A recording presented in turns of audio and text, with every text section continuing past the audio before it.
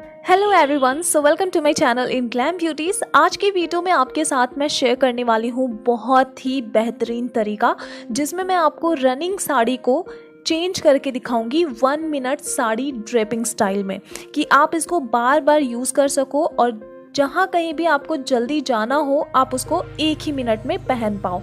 तो ये देख लो, आप बिल्कुल रनिंग कपड़ा है साड़ी की।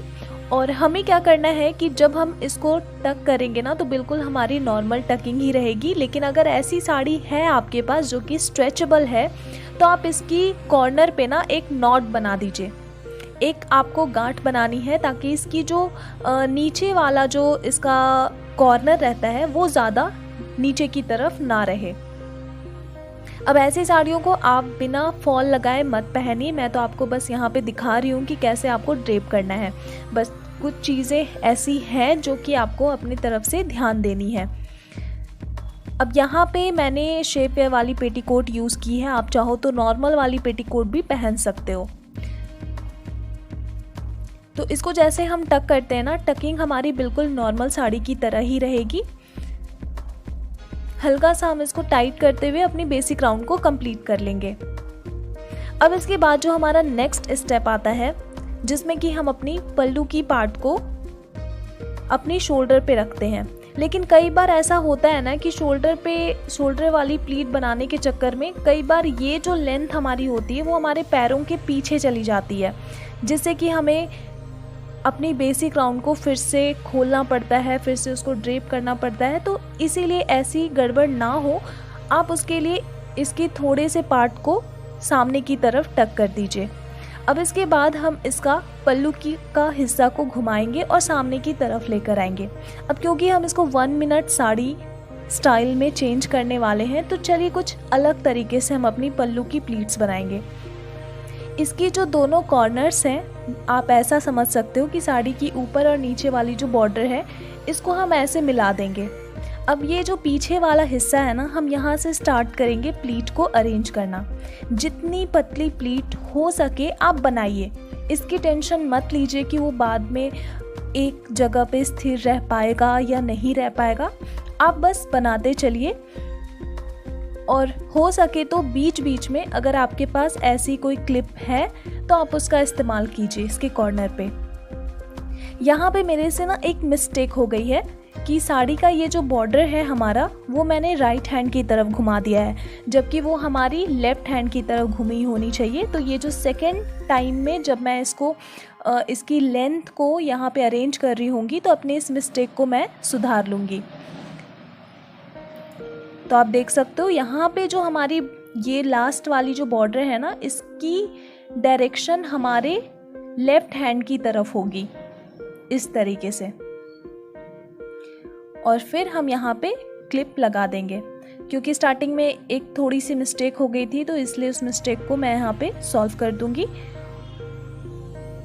और फिर इसकी भी डायरेक्शन हम घुमा देंगे अपनी लेफ्ट हैंड की तरफ। अब हम जितनी दूर तक चाहें उतनी दूर तक की लेंथ इसको इसी तरीके से अरेंज कर सकते हैं। और अब हम देखेंगे अपनी कंधे पे रखकर कि हमें अपनी पल्लू आके चाहिए कितनी लंबी। तो ये आपके मूड पे डिपेंड करता है, आपको आपकी जैसी चॉइस है आप ऐसी रख सकते हो। ये साड़ी वैसे भी सिल्क की नहीं है, तो ज़रूरी नहीं है कि आप लॉन्ग पल्लू ही लें। अब मैंने यहाँ पे अपने कंधे पे जहाँ तक मेज़र किया है, वहाँ की अब जो पॉइंट है मैं उसको इकट्ठा कर लूँगी एक जगह पे। और फिर यहाँ पे हम लगा देंगे मार्क के लिए एक क्लिप। अब हम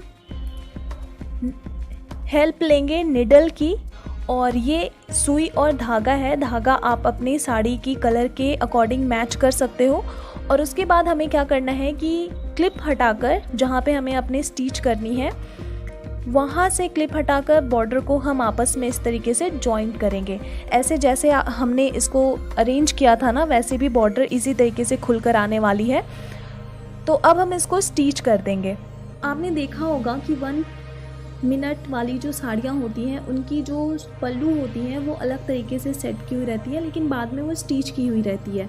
तो यहाँ पे आप चाहो तो सेफ्टी पिन की भी एक ऑप्शन मैं आपको दे सकती थी, लेकिन मैं नहीं दूंगी क्योंकि ऐसी साड़ियाँ जो होती हैं वो सेफ्टी पिन से बहुत जल्दी ख़राब हो जाती है। तो आप इसको परमानेंटली सेट कीजिए, और अगर धोने का झंझट हुआ भी तो केवल आपको एक धागे का रेशा निकालना है, बस दैट्स इट। अब यहाँ पे हमारी ये जो पल्लू है वो बिल्कुल सेट हो चुकी है। आप चाहो तो जहाँ पे हमने बीच बीच में कपड़े सुखाने की क्लिप लगाई थी ना, वहाँ पे एक एक टाका दे सकते हो सुई की। स्टिचिंग के बाद जब आप इसको अपनी ब्लाउज़ के साथ अटैच करोगे ना, तो आपको सेफ्टी पिन यूज़ करनी ही पड़ेगी, क्योंकि आपके पास और अलग कोई ऑप्शन नहीं रहेगा। भले अगर यहाँ पे आपकी सिल्क की साड़ी होती ना, तो उसको दबाने के लिए आप जो साड़ी वाली क्लिप होती है उसका इस्तेमाल कर सकते हो, लेकिन यहाँ पे हमने जिस तरीके से इसको अरेंज किया है प्लीट में, वैसे प्लीट्स काफ़ी ज़्यादा मोटी हो गई है, तो इसीलिए हम यहाँ पे पिन ही यूज़ करेंगे। अब इसके इस हिस्से को हम पीछे की साइड से घुमाते हुए सामने की तरफ लेकर आएंगे। और देखिए, आपको यहाँ पे ज़्यादा सोचने की ज़रूरत बिल्कुल भी नहीं है। आप यहाँ पे अपने अनुमान के तौर पे जितने दूर तक की आपको फिनिशिंग चाहिए, क्लीन लुक चाहिए, शेप चाहिए अच्छी सी, वहाँ पे नाप कर आप एक छोटा सा नॉट बना दीजिए पहले ही, और अब इसको आप टक कर दीजिए। बस ध्यान ये रहे कि वो आपकी नेवल को क्रॉस करनी ही चाहिए।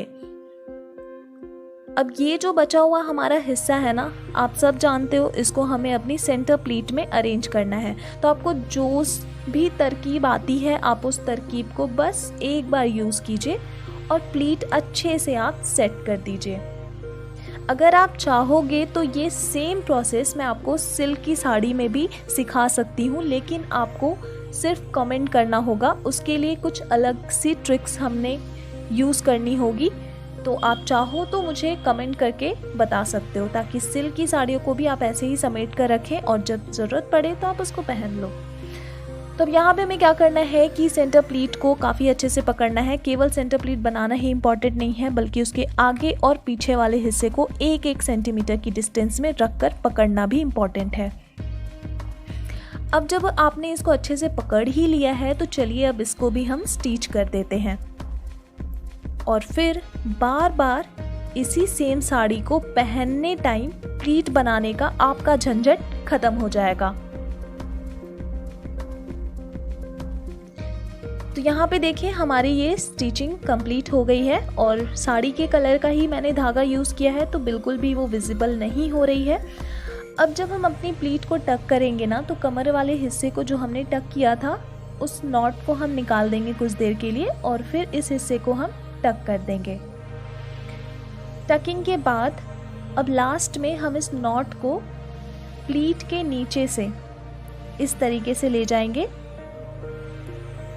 और फिर इसको हम अपनी प्लीट के ऊपर हाफ सर्कल में इस तरीके से घुमाकर, जहां हमारी प्लीट की स्टार्टिंग सिंगल प्लीट है वहां पे टक करेंगे, ताकि इसकी बार बार लूज होने वाली जो समस्या रहे वो सॉल्व हो जाए।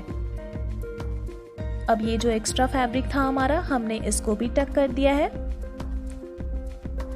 अब मैंने यहाँ पे क्या किया ना, अपने पीछे वाली लेंथ के साथ, कि मैंने जहाँ कहीं भी क्लिप लगाई थी वहाँ पे मैंने एक एक टाका दे दिया है, जिसकी वजह से हमारी जो पीछे वाली लेंथ है वो भी एज इट इज़ ही है।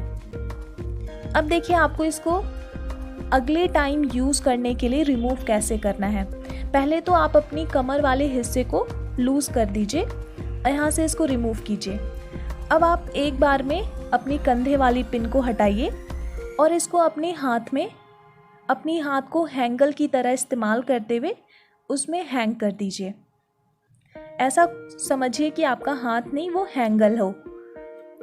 अब हम अपनी प्लीट को अपनी ठीक उस जगह पे रखेंगे जहां हमने अपनी कंधे वाली जो लेंथ है उसको रखा है, और फिर जो हमारी बेसिक राउंड वाली लेंथ है उसको भी हम अपनी प्लीट के जैसे ही फोल्ड करके छोड़ देंगे। तो लीजिए, अब आप इसको हैंगल में टांग दीजिए, और फिर जब यूज़ करना हो तो आप यूज़ कीजिए।